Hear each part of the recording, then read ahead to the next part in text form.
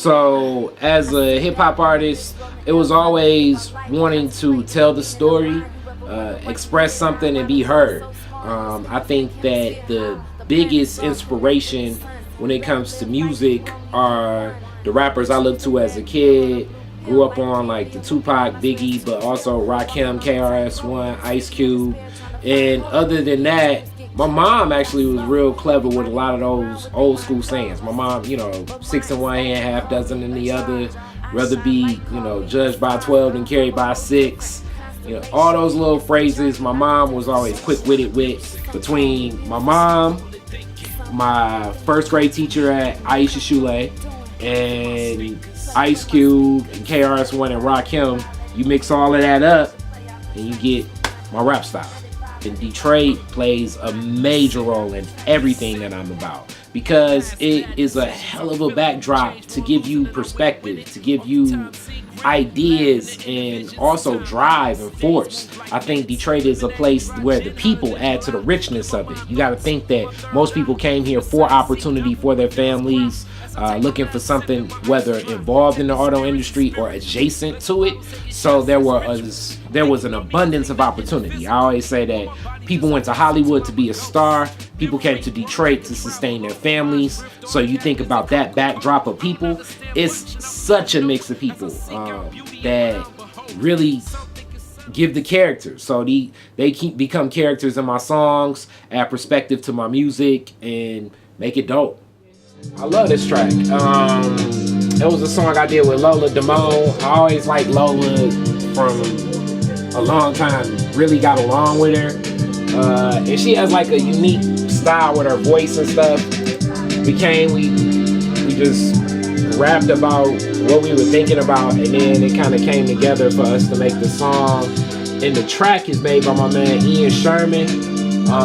Ian is another one of those people, like, you know, you meet people and you don't know when you're gonna end up actually working with them, because his older brother is like one of my better friends, and we were talking about working together for years before we actually like connected and did something. And he's like all over this If Detroit Were Heaven album. Actually, I would say he's the biggest part of how it all came together, other than my cousin Lumumba. And this track is a perfect example of like just a smooth, mellow vibe.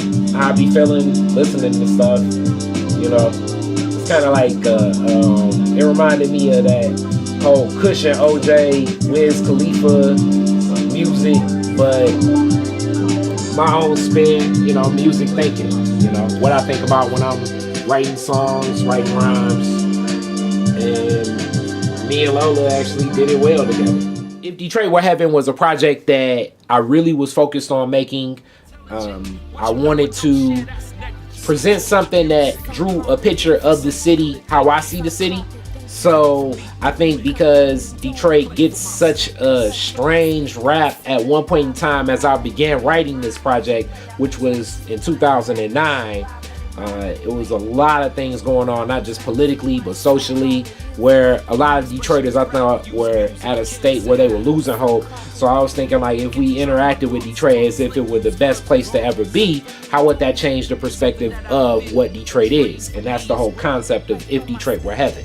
So the project I'm working on now is offshoots of the If Detroit Were Heaven project. So the concept would be to expand on some of the ideas of certain songs instead of like leaving them stagnant. I always thought that, you know, some of my favorite albums of all time, if the artist could just like expand on that idea, like you know, Public Enemy, you know,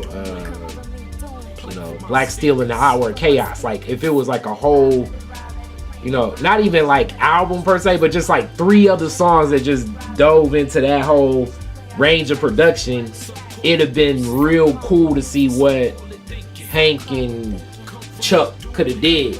And that's what I'm doing right now. I'm diving deeper into the ideas from the If Detroit Were Heaven project that I came out with in 2015.